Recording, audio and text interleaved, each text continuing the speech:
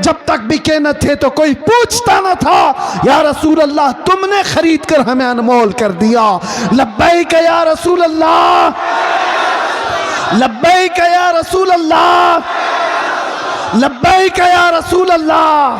کہ ہم کسی مجرم قوم سے وابستہ نہیں، دنیا ہزار پروپیگنڈا کرے، میرا دین سچا ہے، میں سر اٹھا کر جیوں گا۔ بے شک بے شک۔ میرا لباس کوئی ایسا نہیں ہے کہ جسے دیکھ کر میں چھپاؤں، ارے وہ چور ہو تو چھپائے، میں اپنے نبی کے اخلاق کو کیوں چھپاؤں؟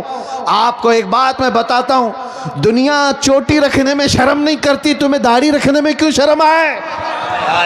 کیا کہنے، واہ واہ واہ واہ۔ ارے ایسے بھی دیکھے ہم نے مرد ہو کر بالیاں بھی پہن رہے ہیں، چوڑیاں بھی پہن رہے ہیں، اور جینز کو پھاڑ کر کے سطر دکھا کر کے بھی چل رہے ہیں، لوگ ان کو کہتے ہیں بڑے فیشنیبل لوگ ہیں۔ ارے ننگا گھومنا اگر فیشن ہے تو بھینس سب سے زیادہ فیشن کرتی ہے، وہ تو کچھ بھی نہیں پہنتی۔ ننگا اگر گھومنا ہی فیشن ہے تو جانور زیادہ فیشن کرتے ہیں۔ لیکن میں یہ باتیں اس لیے کر رہا ہوں کہ دنیا اگر ننگا گھوم کر کے بھی فخر کرتی ہے تو اپنے نبی کے اخلاق پر عمل کر کے تمہیں کون سی حیا آتی ہے، تمہیں کون سی شرم آتی ہے؟ یاد رکھو امام اعظم ابو حنیفہ رضی اللہ تعالیٰ عنہ 80 سال کے قریب عمر ہو رہی ہے، 70 کے اوپر عمر ہو گئی۔ آپ کے شاگرد کہتے ہیں ایک مرتبہ امام اعظم نماز میں کھڑے ہو کر رو رہے تھے، رو رہے تھے، رو رہے تھے۔ نماز ختم ہونے کے بعد دعا کرتے ہیں۔ کس کی بات کر رہا ہوں؟ امام اعظم ابو حنیفہ کی، جو سراج الامہ ہیں، ہزاروں مسائل کا حل کر کے امت کو دیا ہے، کتنے ہزاروں شاگرد ان کے، 80% امت کا طبقہ ان کی اقتداء کرتا ہے، کروڑوں مسلمانوں کے امام اللہ کی بارگاہ میں روتے ہوئے کیا کہتے ہیں جانتے ہو؟ اے اللہ، توجہ، وہ امام اعظم کی بات کر رہا ہوں جس نے جہاں وفات پائی 4000 ختم قرآن کیے، رات بھر کھڑے ہو کر فجر تک نماز پڑھتے تھے۔ وہ اللہ کی بارگاہ میں کہتے ہیں اے اللہ، قیامت کے دن ابو حنیفہ کی بخشش ہو گئی تو تعجب کی بات ہوگی، ورنہ مجھ جیسا آدمی بخشے جانے کے قابل کہا۔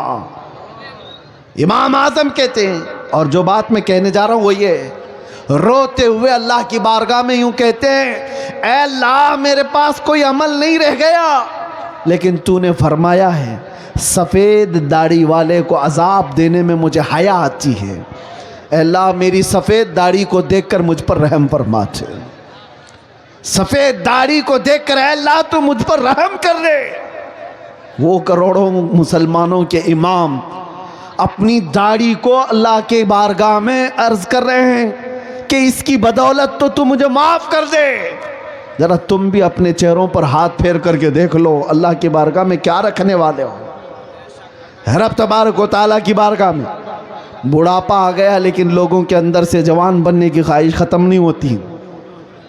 دین اسلام پر آؤ میرے عزیزو، نبی پاک صلی اللہ تعالیٰ علیہ وسلم کے صحابہ کی دو چند مثالیں دے کر میں ختم کر دوں گا بات کو۔ توجہ، آج آپ کہتے ہیں محبت مصطفیٰ ہے، عشق رسول ہے، عمل کی بات جب آئے تو کیسی ہونی چاہیے؟ حضور کا ایک فرمان آ جائے آنکھ بند کر کے عمل کر لینا چاہیے، اسی کو کہتے ہیں سچا عاشق رسول۔ نبی پاک کی بات آ گئے تو آئیں کائیں نہیں کرے گا، وہ سب سے پہلے اپنے نبی کے فرمان پر آنکھ بند کر عمل کرے گا۔ مومن کی یہی شان ہے۔ حضرت انس فرماتے ہیں شراب ابھی حرام نہیں ہوئی تھی، لوگ شراب پیتے تھے، دھیرے دھیرے اسلام میں شراب حرام ہوئی، تو اچانک ایک شام حضرت انس کہتے ہیں میں سب کو شراب کے پیالے بھر کر دے رہا تھا، مدینے میں آواز آئی اے مومنو، اللہ کے نبی نے فرمایا شراب حرام ہو گئی، تو جتنے لوگوں کے ہاتھوں میں پیالے تھے وہیں سے انہوں نے توڑ دیے، پٹک دی، جس کے منہ تک شراب کا پیالہ لگا تھا وہاں سے انہوں نے دور کر دیا۔ یہ بھی نہیں کہ جا کر پوچھ لیں گے رسول اللہ سے صحیح میں حرام ہوئی کہ نہیں ہوئی، کون سی والی حرام ہوئی کون سی نہیں، نہیں، صحابہ کے کان میں صرف اتنی بات آئی کہ اللہ کے نبی نے کہا حرام، توڑ دیا، مٹکے توڑ دیے۔ اس دن حدیث میں ملتا ہے پورے مدینے والے جو 50 سال سے شراب جمع کر کے رکھتے تھے، سبوں نے مٹکے لا کر گھر کے باہر ایسے توڑے تھے کہ مدینے کی ہر گلی ہر نالی شراب سے بہہ رہی تھی.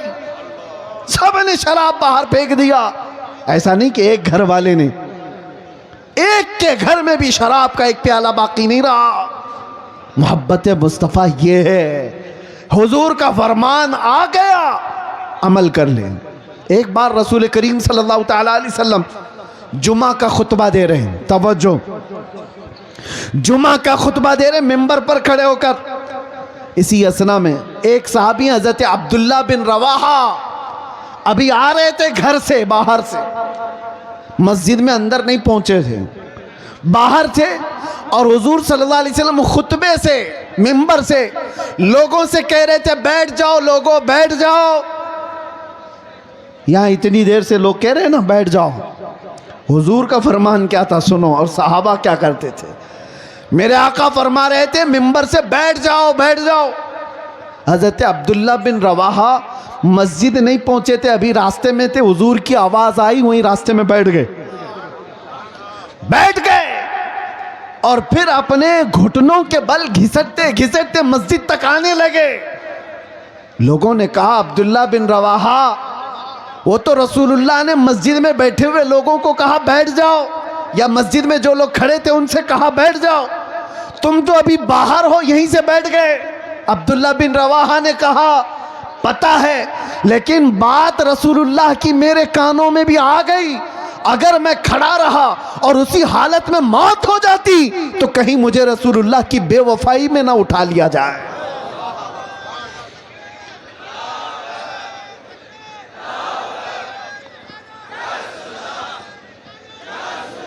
وہ صحابی کا ایمان تھا. وہ کہتے ہیں کہ اگر میں کھڑا رہا اور یہ سوچ کر کہ اندر جا کر کے بیٹھوں گا, کہتے ہیں اللہ کے نبی کی بات میرے کانوں میں پڑ گئی تھی, بیٹھ جاؤ, میں خلاف ورزی کرنے والوں میں نہ اٹھا لیا جاؤں, اسی لیے اسی وقت بیٹھ گیا. عزیزان گرامی وقار, اس کا تھوڑا سا حصہ اگر ہماری زندگی میں آ جائے, میرے نبی نے جس چیز کو حرام کہا ہے اس کو حرام جانو. رسول کریم صلی اللہ علیہ وسلم نے جس چیز سے تمہیں بچایا اس سے بچ جاؤ. یہی عشق رسول ہے, یہی محبت مصطفیٰ ہے, یہی تمہارے دین اسلام کے اندر مضبوطی سے قائم ہونے کا سبب ہے. آج لوگ عام طور پر مسلمانوں کے محلے میں سود کا کاروبار, بیاج کہتے ہیں, کیا کہتے ہیں آپ لوگ, سود کہتے ہیں, بڈی کہتے ہیں, بیاج, انٹریسٹ, جس طرح سے بھی. نبی پاک صلی اللہ علیہ وسلم کا فرمان جانتے ہو, میرے آقا نے فرمایا سود کا ایک لقمہ جس نے کھایا وہ گناہ ایسا ہے جیسے کہ کسی نے اپنی ماں سے کعبے کے سامنے زنا کیا. اللہ اللہ اللہ اللہ, کعبہ شریف کے سامنے اپنی ماں سے بدکاری کرنے کے برابر ہے. سود کھانے کے لیے لوگ اتاولے ہوئے ہیں. سود تو جانتے ہیں, قرضہ دینا اور اس پر نفع کمانا حرام ہے, حرام ہے, مسلمانوں کے لیے بالکل جائز نہیں. سود کے کاروبار میں پڑے رہ گئے, شراب کی تسکری, جوئے کے اڈوں پر کتنے نوجوان. جوا کس کو سمجھتے ہیں لوگ تو یہ سمجھتے ہیں جوا ایک خاص کھیل ہے. ارے جوئے کی 1000 قسمیں ہیں. آج تو تمہارے ہاتھوں میں موبائل جوئے لا کر دے چکا ہے. جا کر کسی محلے میں بیٹھ کر کے جو 4 لوگ جوا کھیلتے تھے اب وہ سسٹم ختم ہو گیا. یہ جو سٹہ بازی کرنا, بڈنگ کرنا, پیسہ لگانا, دوسروں کا پیسہ کھا جانا, اس کے متعلق میرے آقا صلی اللہ تعالی علیہ وسلم نے فرمایا جوا کھیلنے والا اگر مسجد میں آ کر وضو بھی کرتا ہے تو وہ خنزیر کے خون سے وضو کرتا ہے, سور کے خون سے اپنے آپ کو رنگتا ہے. یہ وعید ہے, اللہ کے نبی نے جس سے بچایا اس سے بچ جاؤ, یہی دین اسلام ہے. سبحان اللہ. یہ بے حیائیاں کہاں سے آئیں؟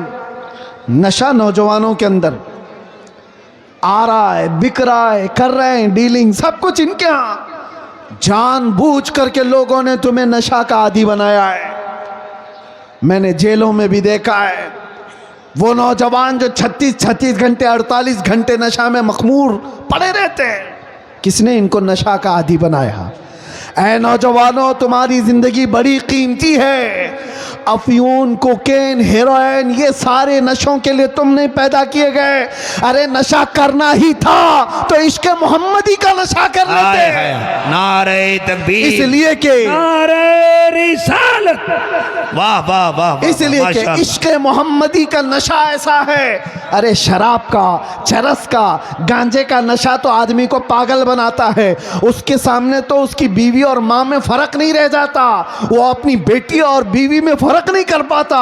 وہ دنیاوی نشہ ہے جو اس کے ذہن کو معاف کر دیتا ہے. لیکن محبت مصطفیٰ کا ایک نشہ ایسا ہے جس کے سر چڑھ کر کے بولتا ہے تو پھر وہ کہتا ہے سرور کہوں کہ مالک و مولا کہوں تجھے، باغ خلیل کا گل زیبا کہوں تجھے، اللہ رے تیرے جسم منور کی تابشیں، اے جانے جاں میں جانے تجلا کہوں تجھے. یہ کون بول رہا ہے؟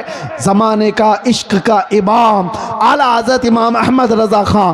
اسی کو کہتے ہیں عشق محمدی کا نشہ جب آتا ہے تو پوری دنیا کو مخمور کر کے چلا جاتا ہے. اور پھر چپے چپے سے یہ آواز آتی ہے، ڈال دی قلب میں عظمت مصطفیٰ، سیدی اعلیٰ حضرت پہ لاکھوں سلام. میرے عزیزوں، نوجوانوں، دنیا جس نشہ کی طرف تمہیں بلا رہی ہے، توبہ کر لو، توبہ کر لو. تم اس کے لیے اس روئے زمین پر نہیں آئے، اپنے نبی سے وفا کرنے کے لیے آئے. میرے مرشد حضور تاج الشریعہ بدر الطریقہ فرما کر کے گئے اور بہت بہترین درس دے کر کے گئے. زندگی یہ نہیں کسی کی کسی کے لیے، زندگی ہے نبی کی نبی کے لیے. نا سمجھ مرتے ہیں زندگی کے لیے، جینا مرنا ہے سب کچھ نبی کے لیے. اور ان کے دادا اعلیٰ حضرت کیا کہہ کر کے گئے؟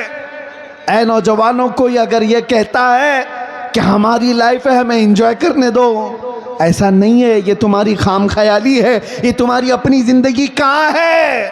یہ زندگی میرے مصطفیٰ کے صدقے میں ملی ہے. اسی لیے اعلیٰ حضرت یہ کہتے تھے، یا رسول اللہ، دہن میں زباں تمہارے لیے، بدن میں ہے جہاں تمہارے لیے. ہم آئے یہاں تمہارے لیے اور اٹھے بھی وہاں تمہارے لیے.